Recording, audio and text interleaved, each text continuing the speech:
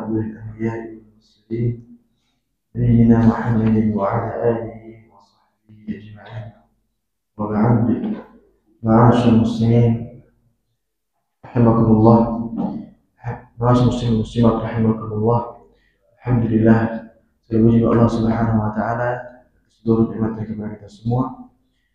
Kemudian salawat dan salam senantiasa tercurah dan disampaikan kepada Nabi kita Muhammad sallallahu alaihi wasallam, juga kepada sahabatnya, para sahabatnya, seluruh umatnya senantiasa diteguh sunnah di akhir zaman.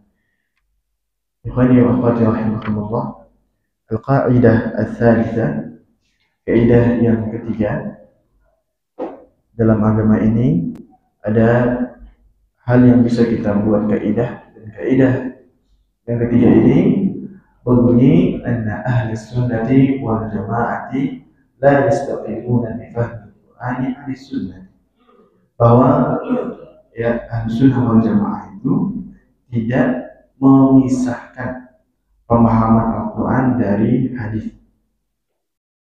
Hal ini berdasarkan sabda Rasulullah SAW. Berdasarkan firman Allah Subhanahu wa taala dalam surah An-Nisa ayat 59, ya ayyuhalladzina amanu athi'ullaha wa athi'ur rasul. Orang beriman taati Allah, taati Rasul. Taati Allah maksudnya yaitu amalkan Al-Quran. Taati Rasul maksudnya amalkan hadis. Jadi dalam ayat ini menggabungkan perintah untuk mengambil Al-Quran dan hadis. Ya, maka tidak tepat jika dipisahkan Al-Quran dari hadis. Allah SWT berfirman dalam surah An-Nahl ayat 44, wa anzalna ilaika dzikra litubayyana lin-nasi ma nuzila ilaihim. Kami telah turunkan kepada engkau Muhammad ad-dzikra. Dzikra ini adalah maksudnya al-hadis, hadis atau sunnah. Untuk apa? Litubayyana, untuk kamu jelaskan kepada manusia apa yang telah diturunkan kepada mereka. Yang telah diturunkan di sini adalah Al-Quran. Jadi ayatnya menerangkan fungsi dari hadis. Kami telah turunkan kepada Muhammad dzikra. Jadi sesuatu yang di luar Quran untuk menjelaskan apa yang telah diturunkan dari Al-Quran. Berarti sesuatu ini apa? Sesuatu ini adalah nama lainnya as-sunnah. Baik, jadi ayat ini menjelaskan bahwa sunnah tidak bisa dipisahkan dari Al-Quran. Justru sunnah itu menjelaskan apa yang turun dalam Al-Quran. Surah An-Nur ayat 63. Falyahdharil ladzina yukhalifuna 'an amrihi tusibahum fitnatun aw yusibahum 'adzabun alim.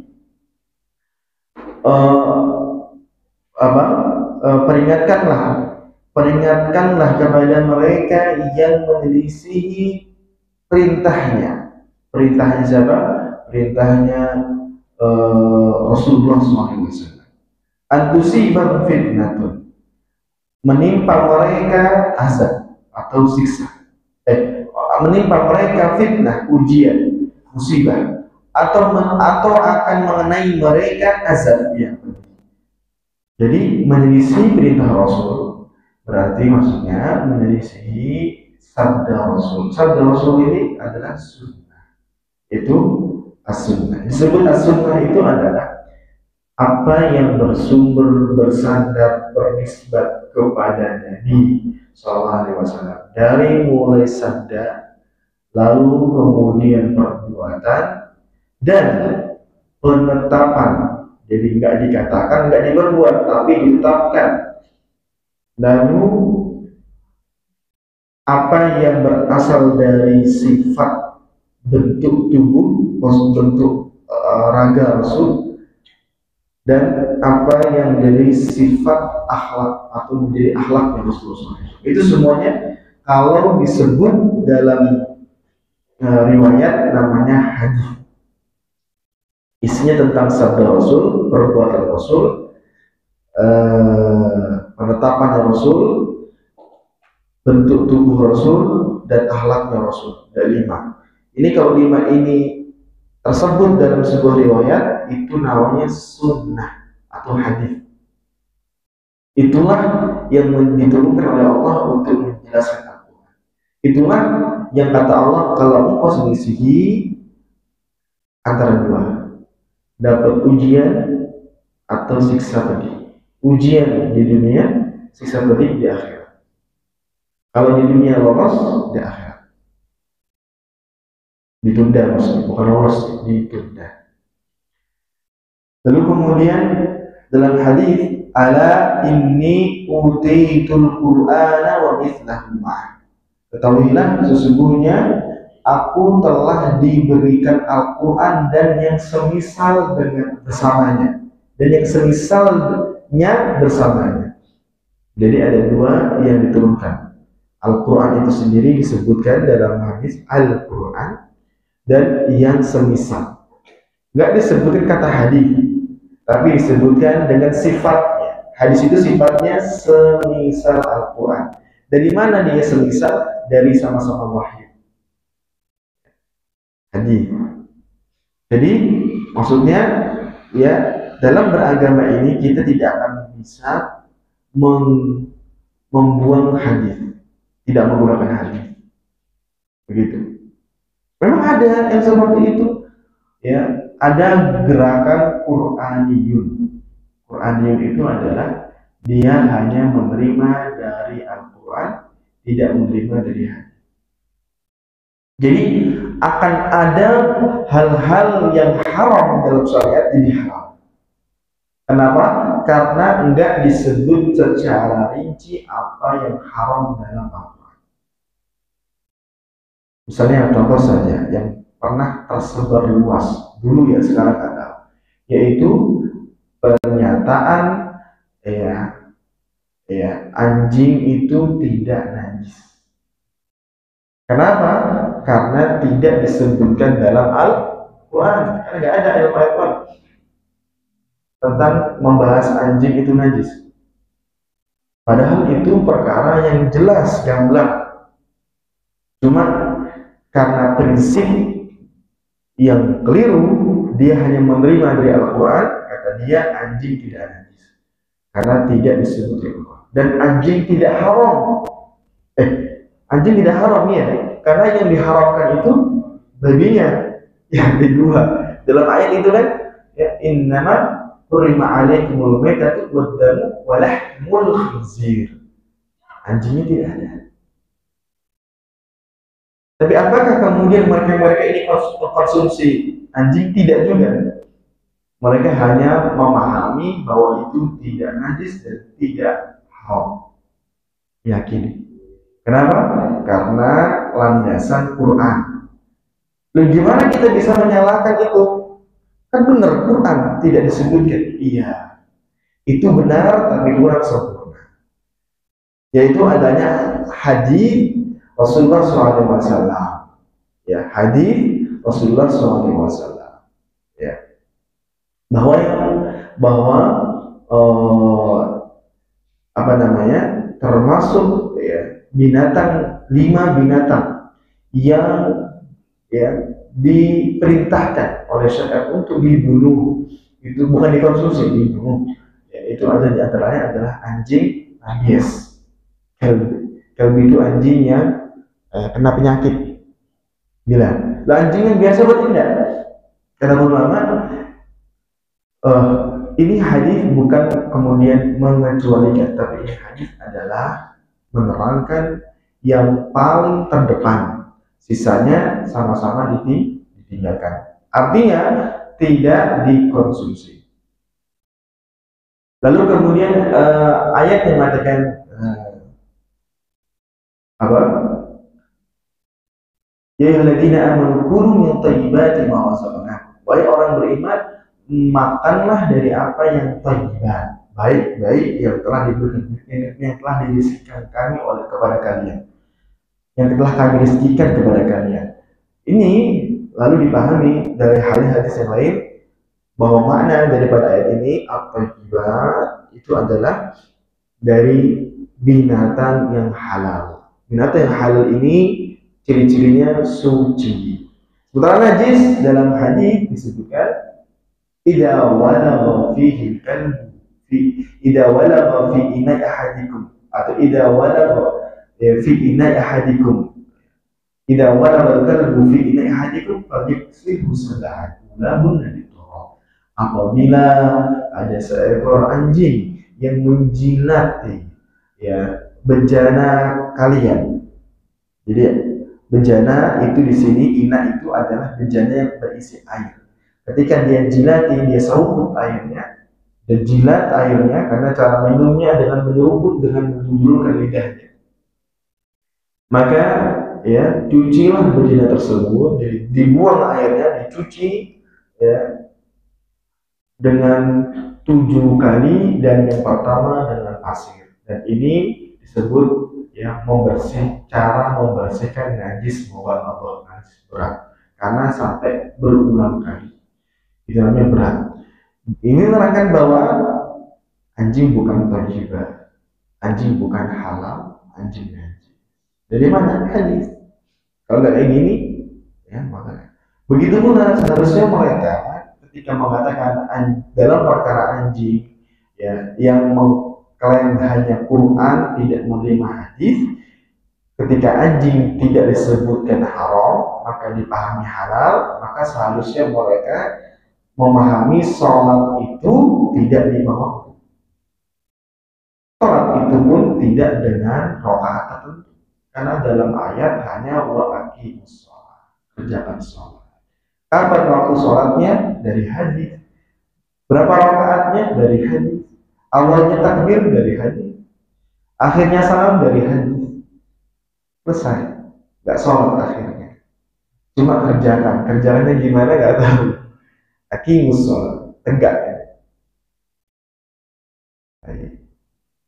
Ini ya yang perlu kita pahami.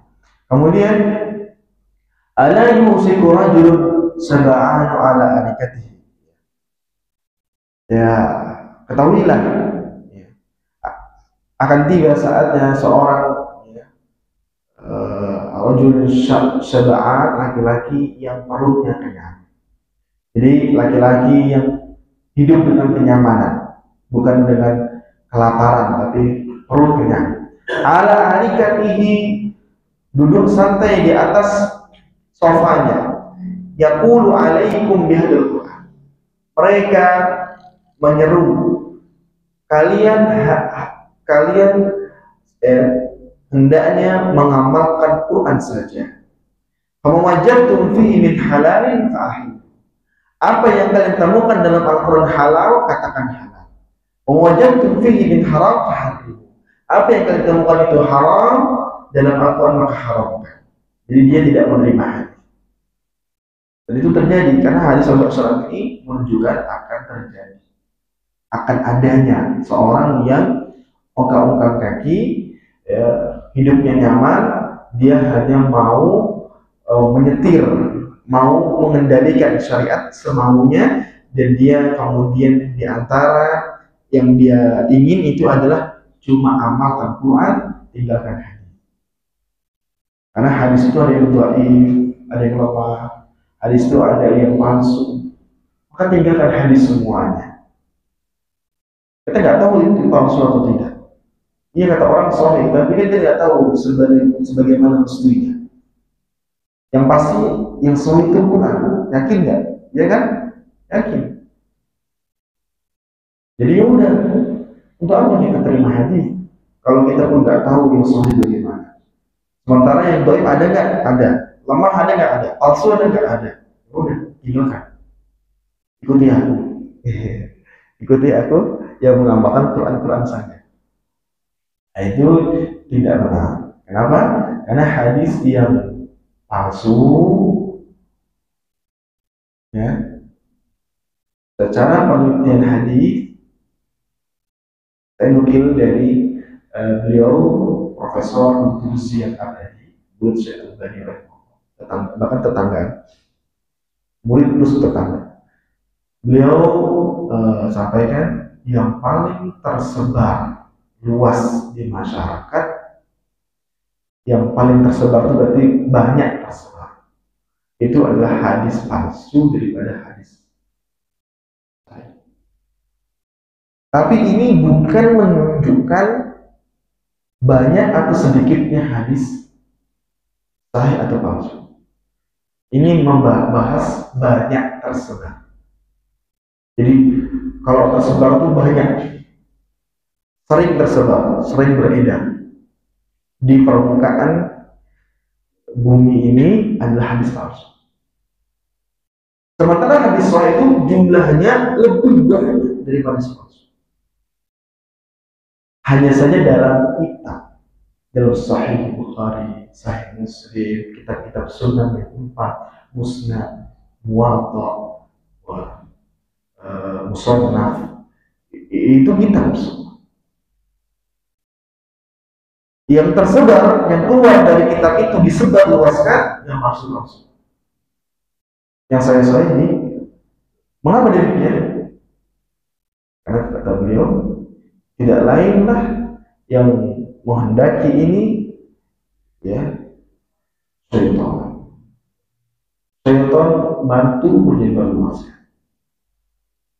Makanya banyak di antara kita terima pesan, ya, amalkanlah ini maka nanti hidupmu makin panjang, usiamu bertambah, ya, awet muda, rezeki lancar, rezeki terus itu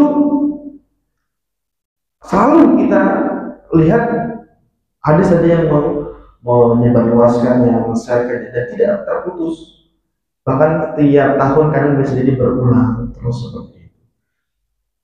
Kita nggak tahu bagaimana itu tersebar, padahal ya bantahan nggak kurang, bantahan banyak. Terus kemudian jelas-jelas hadis itu ya tidak tahu apa riwayatnya, wala siapa ulama, wala siapa sahabat yang sebutkan, tidak, sebutnya hadis Rasul. Terus sebarluaskanlah saudaraku jika kamu ingin mendapatkan ajakan untuk menyebarluaskan. Jadi ini menggambarkan apa? Itu hadis palsu sebenarnya. Nggak perlu diteliti lebih dalam lagi, sudah cukup terlihat.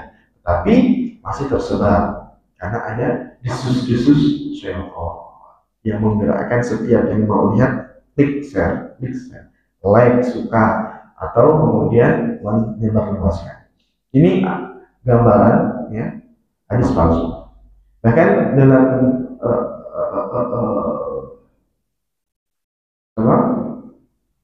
surah Al-Ma'mun, ya,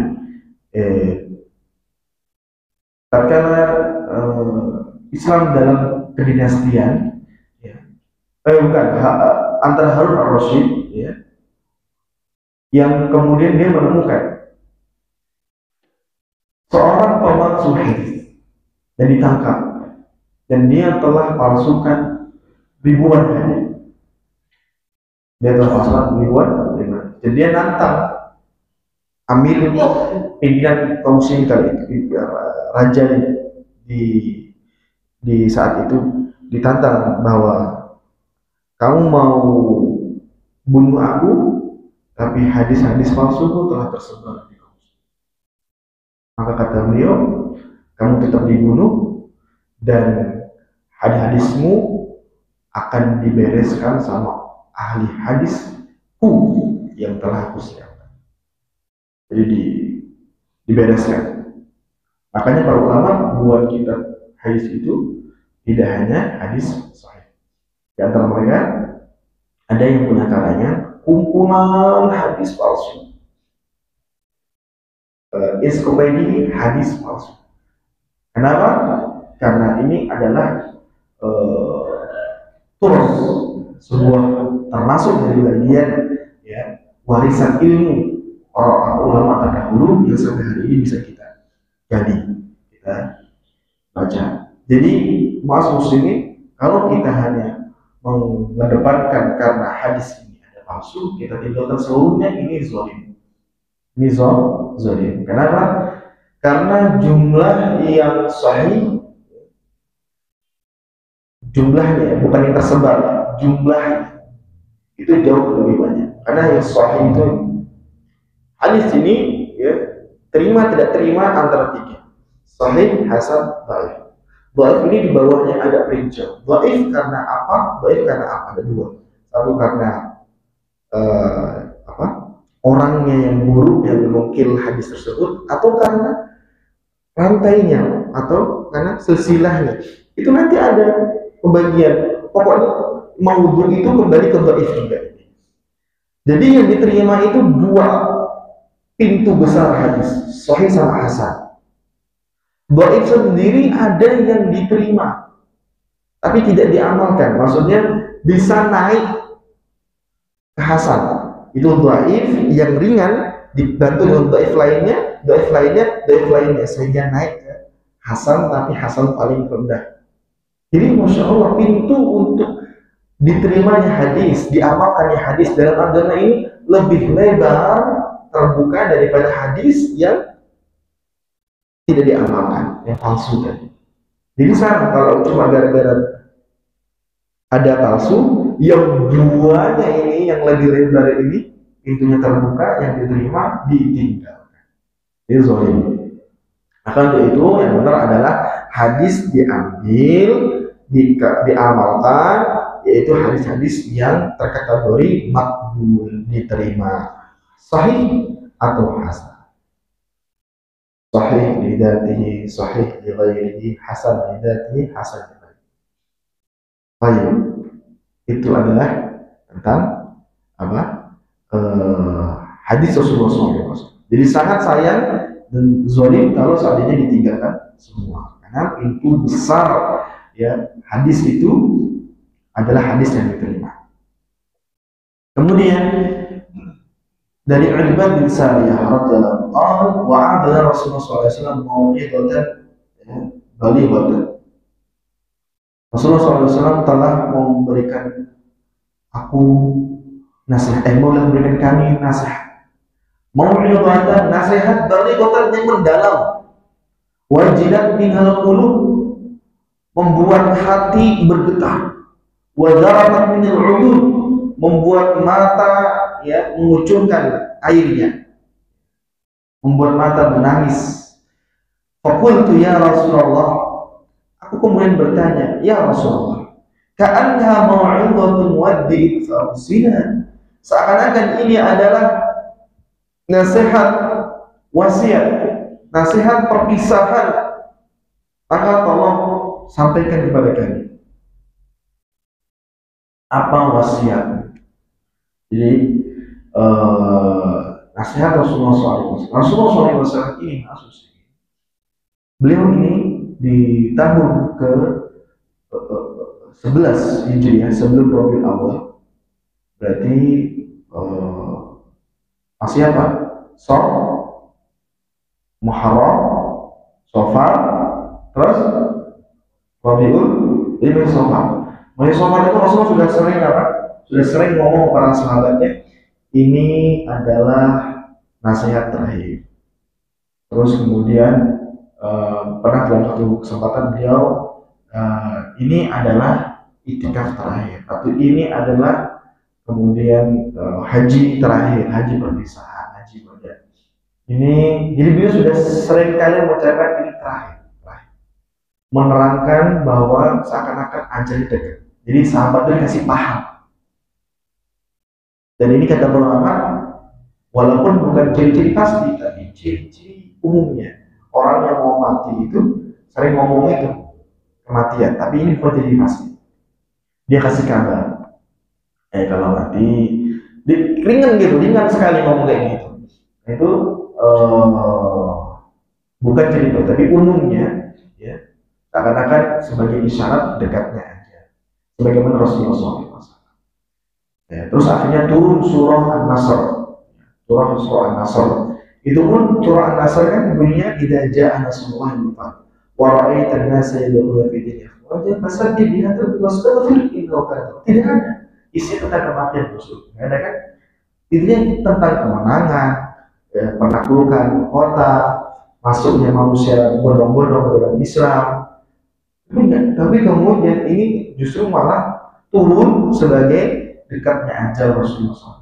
Jadi diturunkan ayat-ayat yang sudah menerangkan Nabi dibuat sering ngomong bahwa ajal dekat, yang terakhir, yang terakhir. Ini menjadi ciri-ciri umum biasanya orang yang mau meninggal dunia. Baik. Maka ketika ini Rasulullah SAW mengatakan ini adalah wasiat. Usikum bitaqwallah. Aku wasiatkan kalian untuk bertakwa kepada Allah. Wasam'i wa ta'ah, agar mendengar dan taat. Mendengar untuk patuh dan taat kepada siapa yang menjadi pemimpin. Wa in ta'amara 'alaikum 'abdun habasyi, sekalipun dia memimpin kalian nanti adalah budak Habasyi, budak lagi, Habasyi lagi, sudah budak, terus strata sosialnya rendah, ya, Habasyi, ya, orang berkulit hitam, bukan kemudian ini kulitnya, tapi zaman itu ini adalah sesuatu yang sulit untuk menjadi pemimpin, karena apalagi di zaman itu Quraisy yang memegang pemimpinan. Seakan-akan kata Rasulullah SAW, ini sekalipun budak ini melakukan perebutan bangku kursi pemimpin itu dengan kekerasan, dengan segala cara dihalalkan, karena sekali lagi kalau normal tidak bisa budak jadi pemimpin, karena budak itu jadi bawahan tuannya. Bagaimana dia melebihi tuannya bahkan menjadi pemimpin para tuan. Ini kalau nggak jadi melakukan kekerasan atau menghalalkan segala cara, maka sekalipun dia yang memimpin dengan cara seperti itu, cara mengambilnya asam dengar dan patuh. Wa innahu man yasminkum, barang siapa yang hidup di antara kalian nanti, ya, nanti. Jadi ketika Nabi SAW sudah meninggal dunia, kalian akan lihat perselisihan. Perselisihan dimulai, perselisihan bukan antar para sahabat saja. Kalau dalam masalah ilmu antar sahabat A dan B berselisih, itu sudah dari zaman Nabi. Umar dan Abu Bakar sampai turun ayat. Umar mengatakan tidak bunuh, tawanan ini tidak dibunuh. Abu Bakar mengatakan tawanan tidak dibunuh. Umar mengatakan dibunuh. Rasul mengatakan tidak dibunuh. Ayat turun membela Umar, dibunuh. Akhirnya dibunuh tawanannya. Ini persisnya sudah ada, tapi persisnya yang dimaksud adalah berseteru, berperang sampai berperang antar kaum muslimin. Itu adalah ketika Umar bin Khattab meninggal dunia dengan ditusuk. Itu gerbang Islam. Makanya disebut Al-Faruq, pembeda antara persatuan Islam. Al-Haq, kebenaran dan kebatilan. Dibunuh dengan diberontak, ditusuk oleh orang Majusi yang mengaku Muslim. Sehingga itu Nabi sudah meninggal dunia. Sampai hari ini perselisihan semakin banyak. Maka apa solusinya? Nabi mengatakan problem, dan itu sunatullah pasti terjadi. Bahkan sejak dari zaman itu. Maka apa solusinya? Ya, ini penting dari kita. Fa'alaikum bisunnati wa sunnati khulafa'ir rasyidin al-mahdiyyin. Wajib atas kalian memegang teguh ajaran sunnahku dan ajaran sunnah khulafa, yaitu para khalifah yang 4 ar-rasyidin, yang rasyidin, ya, yang penuh akal, al-mahdiyyin, yang mendapat petunjuk. Addu 'alaiha bin nawajib, gigitlah dengan gigi geraham. Baik, pertanyaannya adalah Rasulullah SAW menyatukan, meratakan sunnahnya Rasul dengan sunnahnya para sahabat.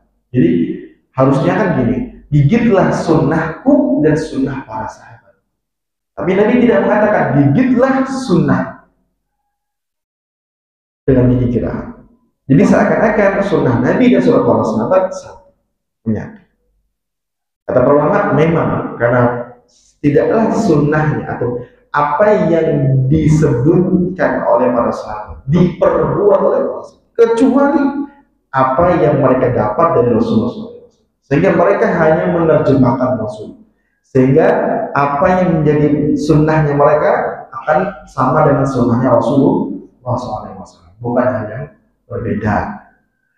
Bin nawajib, dengan gigi geraham. Kalau kita mau ukur kekuatan, coba ya tarik tali dengan tahan dengan tangan, atau tahan dengan gigi geraham, maka akan lebih kuat dengan tangan. Kita ini, kita gigit sesuatu dengan gigi geraham kita, tarik, maka apa? Bisa lepas, bisa kemudian tercabut, bisa.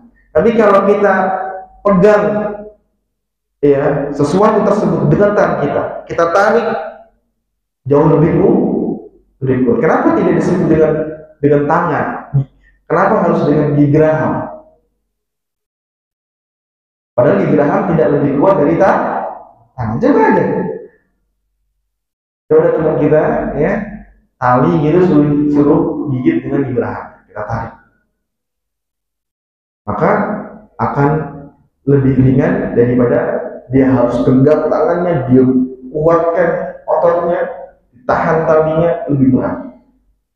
Maka tali tambang itu dengan tangan atau dengan gigi geraham? Dengan tangan. Kalau gigi geraham otot.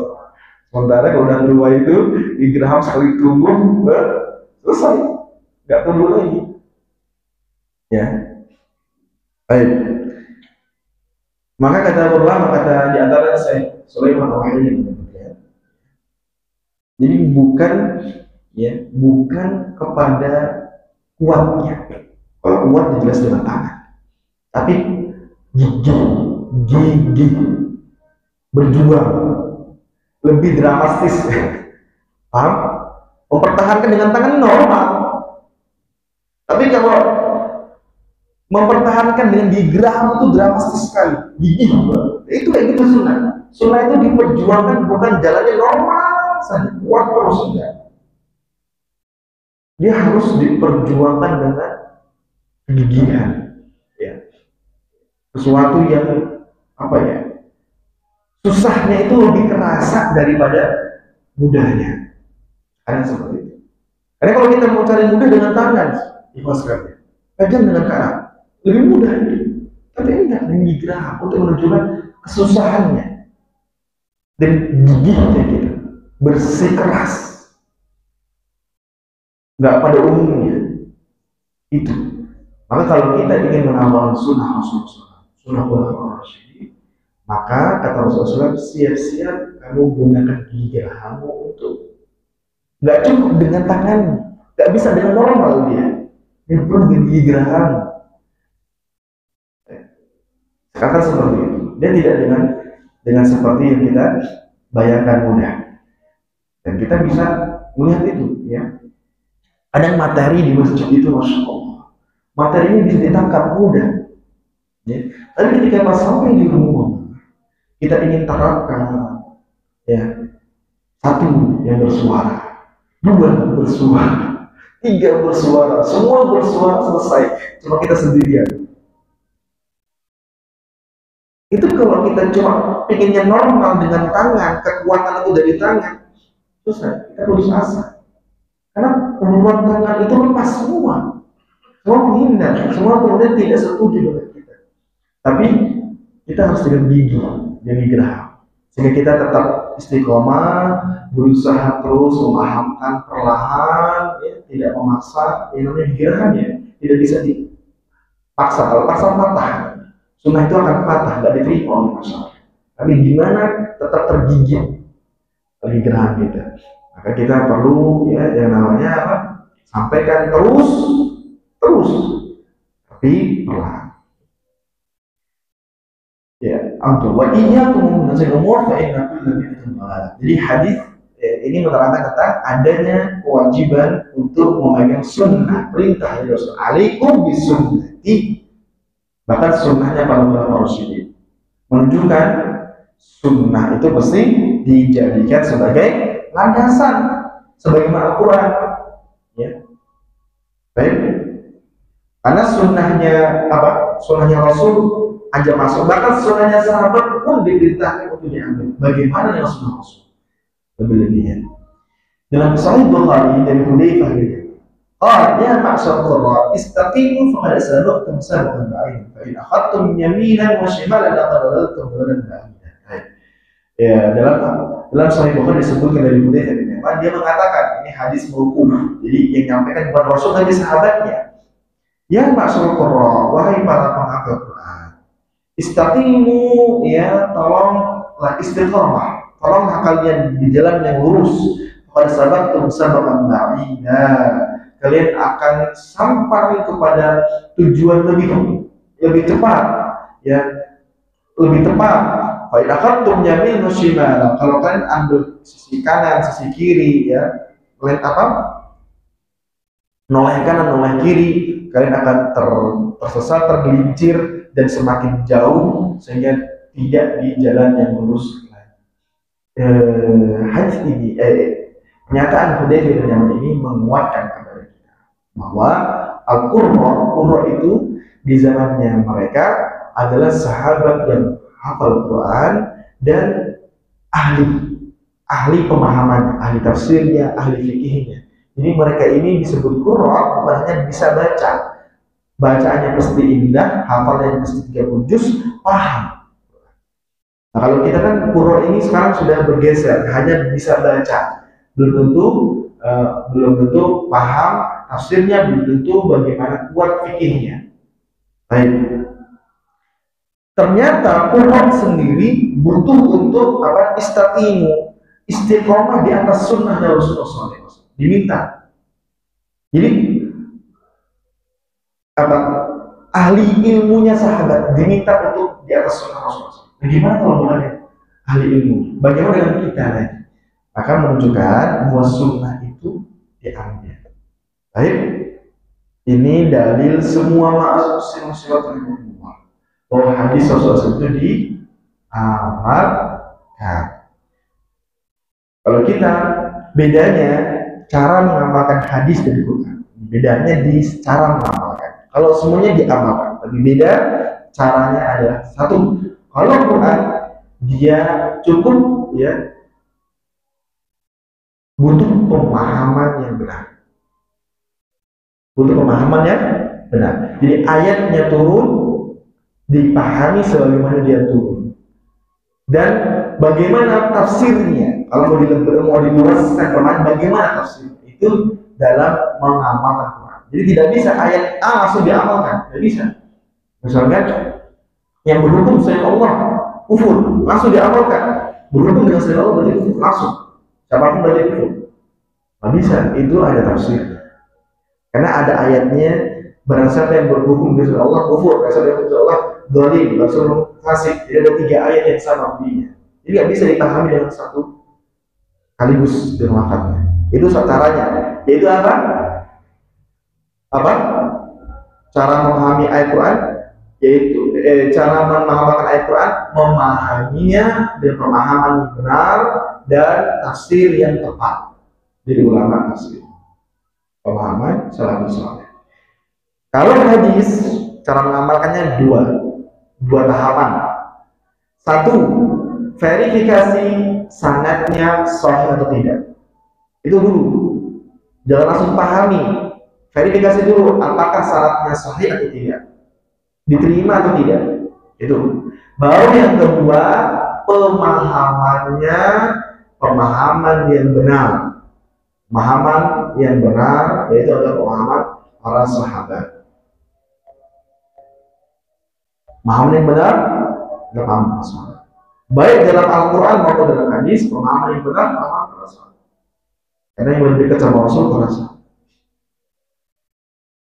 Jadi gitu cara mengamalkannya.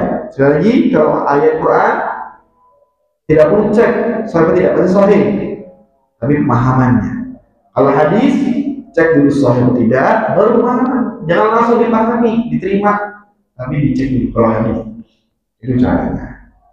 Kita ada terlebih dahulu. Jika ada pertanyaan nanti kita.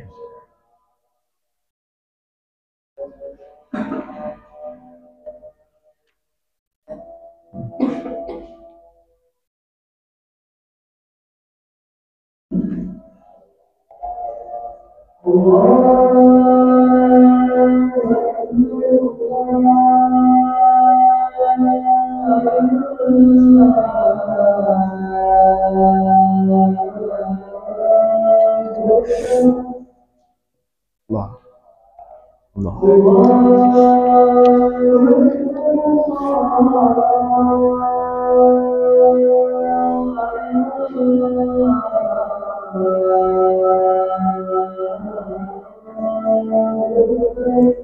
Allah.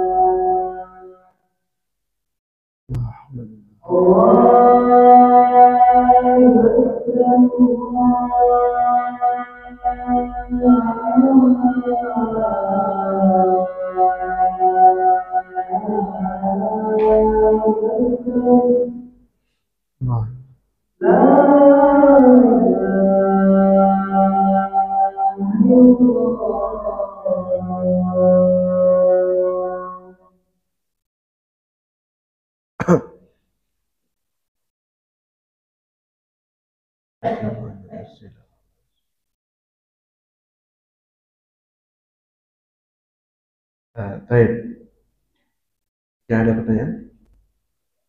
Ya.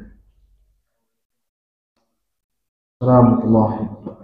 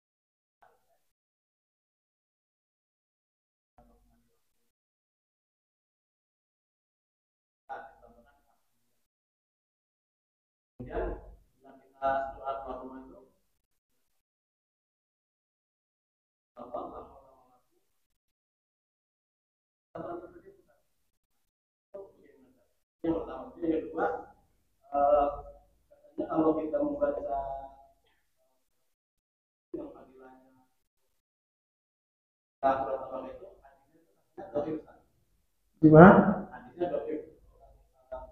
Oh ya.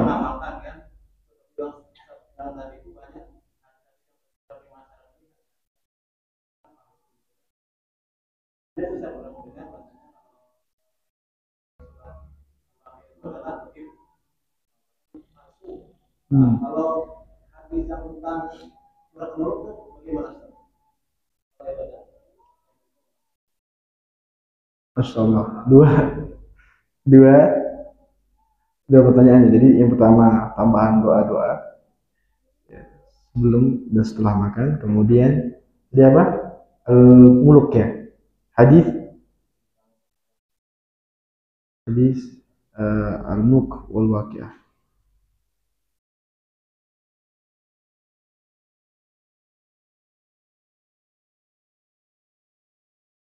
Baik.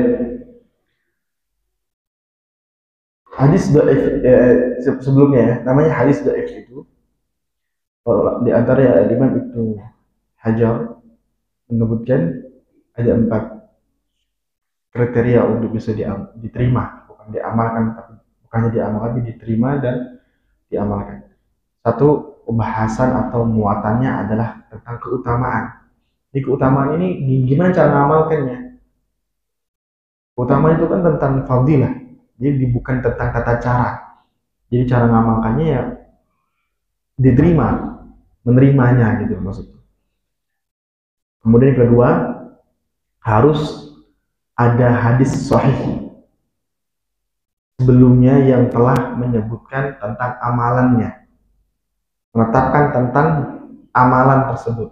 Jadi ada hadis sahihnya terlebih dahulu. Di hadis dhaif ini hanya menambah khazanah perbendaharaan, tapi tidak menjadi awal pensyariatan. Awal pensyariatannya, awal pengamalan hadis sahih. Jadi dia letaknya itu di bagian apa? Sisiran, bagian pinggir. Utamanya nggak boleh, dia harus hadis sahih. Terus yang kedua, dhaifnya nggak boleh parah. Nah ini nih relatif. Parah tuh menurut parah itu gimana? Dan kita nggak akan tahu, sulit. Khususnya kita nggak mendalami ilmu hadis.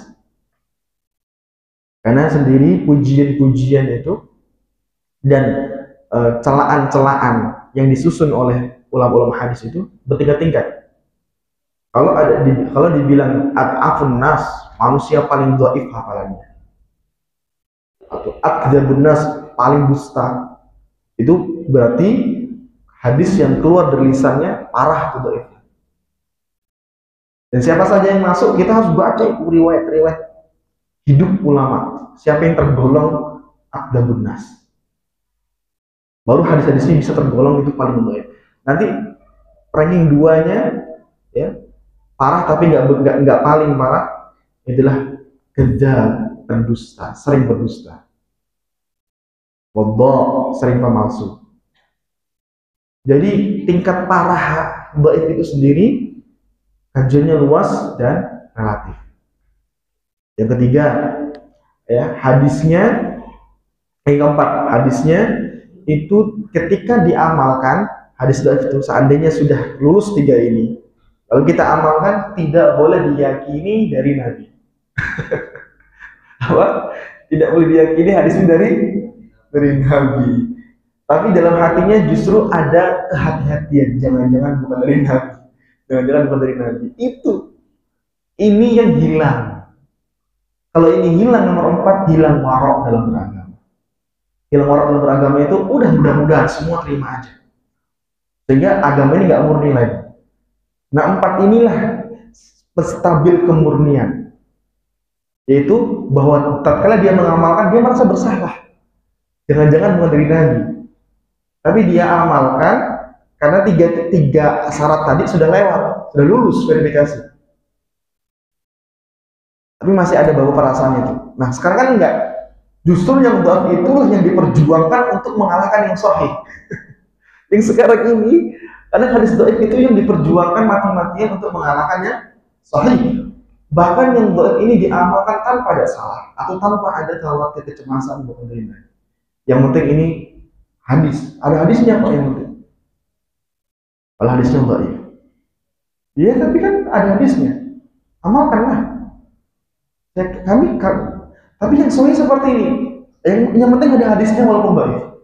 Jadi sahih pun kalah dengan yang dhaif. Ini yang hilang.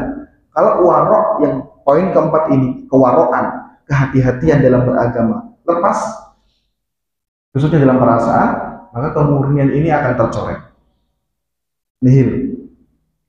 Kemudian kasus yang pertama tadi Bismillahirrahmanirrahim. Ya, dalam hadis lafadznya jelas. Samillah. Samillah itu ucapan Bismillah. Tapi kalau Bismillahirrahmanirrahim itu bukan samillah, tapi basmalah. Baik. Hadalladzi, ini lafaz yang dalam hadis. Al-Imam Ibnu Hajar ya, ketika membawa hadis ini, Ibnu Hajar ini mazhabnya apa? Syafi'i. Ketika membawa hadis ini dalam kitab Fathul Bari disebutkan babnya. Ditulis itu dalam syarahnya. Bab tasmiyah. Bukan bab basmalah. Tasmiyah dan basmalah itu beda. Tasmiyah itu bismillah, basmalah itu bismillahirrahmanirrahim. Ketika akan makan dan makan dengan tangan kanan. Lalu beliau sebutkan syarah dari judul itu. Al-muradu bitasmiyati ala ta'am qawlu bismillah fi ibtida'il akal. Maksud dari kata tasmiyah saat makan adalah ucapan bismillah titik dalam memulai makan. Siapa ini? Ibnu Hajar Asy-Syafi'i. Jadi bukan kemudian yang bismillahirrahmanirrahim berarti mazhabnya Syafi'i, yang bismillah tidak mazhabnya Syafi'i. Bukan. Mazhab itu bukan hanya antara Syafi'i dan tidak Syafi'i. Ada Abu Hanifah, ada Imam Malik, masih banyak mazhab. Ahmad bin Hanbal. Ini intinya adalah kita lihat bagaimana pemaknaan para ulama dengan hadis. Ternyata cuma membatasi dengan kata bismillah, tidak sampai bismillahirrahmanirrahim. Tambahan itu terjadi jika lupa, yaitu bismillah fi awwalihi wa akhir. Yang lupa baca bismillah di awal, ingat di pertengahan atau menjelang selesai, maka ucapkan, atau bahkan sudah selesai, ucapkan bismillahi di awalnya dan di akhirnya. Di awalihi wa akhir. Adapun tambahan ar-Rahman ar-Rahim, ulama ada dua pendapat. Jadi yang pertama kata Imam ya Ad-Dasuki dalam hasyiahnya, yaitu tasmiyah itu asalnya bismillah saja. Dan tambahan ar-Rahman ar-Rahim itu adalah murni tambahan. Disebut az-ziyadah, disebut tambahan. Ya. Dan beliau sebut wahadi min masalah istihadiyah. Ini masalah istihad. Jadi ini bukan dari hadis. Jadi apakah ada hadisnya? Tidak ada. Tambahan-tambahan itu. Alhamdulillahi rabbil alamin termasuk. Bismillahirrahmanirrahim. La ilaha illa. Bismillahirrahmanirrahim. La haula wala quwwata illa billahil aliyyil azim. Itu juga istihadiyah. Jadi aslinya adalah sesuatu disebutkan tambahan, dan tambahan itu berasal dari iuran pikir dari para ulama. Jadi tidak ada hadisnya. Jadi kita bahas hadis tidak akan ketemu. Maka kita bahas mana diamalkan, jelas lah yang mana diamalkan, tidak ada hadisnya. Tapi kita ingin membahas juga apakah itu hadis atau bukan. Ternyata bukan. Kata Imam Dasuki itu murni tambahan. Baik.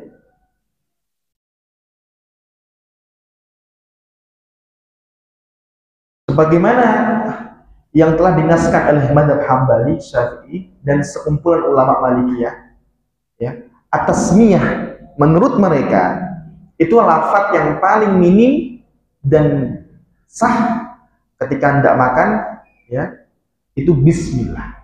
Dan lafaz yang ditambahkan dan dinyatakan lengkap itu bismillahirrahmanirrahim. Itu akan kita temukan dalam perkataan ulama. Tapi kita lihat ini adalah apa? Bukan hadis. Baik. Qala Asy-Syirbini Asy-Syafi'i dalam Muqnil Muhtaj, aqalluha bismillah wa akmaluha bismillahirrahmanirrahim. Wa qala Syekhul Islam Ibnu Taimiyah, wa yaqulu 'inda al-aqli bismillah, fa in zada ar-Rahman ar-Rahim kana hasanan fa innahu akmal. Jadi teman-teman kalau sangat bersikeras dalam masalah ini, ya, Bismillahirrahmanirrahim, lalu kemudian bersikeras di sini, ini perlu hati-hati. Kadang kita bersikeras pada tempat yang kurang tepat. Kita boleh bersikap bahwa kita boleh punya pilihan, dan itu yang Anda pilih pribadi. Ya, jadi saya pilih dari beberapa syekh ulama yang mengatakan seperti Ibnu Taimiyah, dibilang doa makan dia Bismillah. Kalau ada tambahan itu istihadiyah, bukan dari hadis. Mau ambil silakan, enggak? Baik. Kadang kita paham bahwa ini Bismillah, nggak ada lagi yang lain. Padahal Ibnu Taimiyah sebut kan hasanan fa innahu akmal. Kita agak jadi, wah kok jadi kayak bermudah-mudahan seperti ini. Karena kita nggak bahas seluasnya. Kita sampaikan yang kita amalkan saja. Kalau kita bahas luasnya, itu nggak kita amalkan, tapi kita anggap itu adalah istihadiyah dan itu pendapat. Kita hormati. Cuma kita amalkan adalah ini. Yaitu yang kemudian kita nggak bahas lengkap, sehingga mungkin teman-teman hanya satu paham Bismillah, yang lainnya selesai. Padahal Ibnu Taimiyah sendiri bilang kan hasanan fa innahu akmal.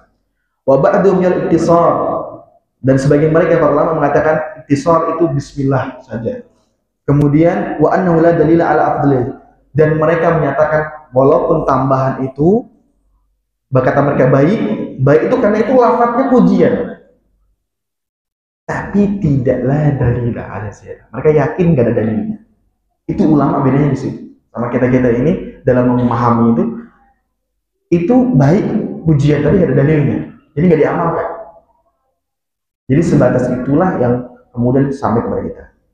Ya. Lalu kemudian dalam kitab Kifayatul Talib mengatakan Bismillahirrahmanirrahim, Bismillahi jahran wa la tazid ar-rahman. Ternyata yang melarang juga ada, mengatakan Bismillah dan jangan pernah tambah ar-rahman. Jadi sikap kita pun nggak boleh disalahkan oleh mereka juga. Mereka bilang ini cuma masalah Bismillahirrahmanirrahim aja di antara ini dan ini. Kalau ini ahli bid'ah, kalau Bismillahirrahmanirrahim. Yang melarang juga ada ulama yang melarang itu. Dalam kitab Kifayatul Talib, penulisnya mengatakan jangan tambah, jangan itu berarti larangan. Jadi sebenarnya dua-dua kita ini harus kemudian membahasnya lebih lengkap lagi. Waqala al-Hafidz Ibnu Hajar, ini kok selesai Ibnu Hajar. Selesaikan kita ya, untuk Imam An-Nawawi yang memberikan rilis catatan untuk Imam Nawawi dalam bab keutamaan tambahan Ar-Rahman Rahim. Adapun pendapat Imam Nawawi dalam adab makan, kata Ibnu Hajar, Bismillah, ya. Dan yang lebih utama kata beliau Bismillahirrahmanirrahim. Fa in qala Bismillah cukup. Dan ini hasil sunnah, kata Imam Nawawi, sudah mengerjakan sunnah. Falam ara idya'u bil afdalah dalil khas. Aku tidak pernah menemukan bahwa afdoliyah, kata Imam Nawawi, dalil yang khusus tentang keutamaan. Jadi afdoliyah itu kadang kata para ulama itu hanya makna mereka sendiri, bukan karena ada dalil. Berarti itu yang perlu kita paham. Ya. Singkatnya ini Bismillah sesuai sunnah. Tambahan itu tambahan. Jadi itu istihadiyah. Itu disebut oleh para ulama sampai Ibnu Taimiyah. Kalimat hasanan baik, afdol kata Imam Nawawi, akmal kata Ibnu Taimiyah, itu adalah karena sifat Allah. Tapi kata Ibnu Hajar tidak ada dalilnya. Boleh kita melarang la tazid, boleh, karena ada kitab, karena ada ulama yang mengatakan la tazid, jangan tambahkan ar-rahman.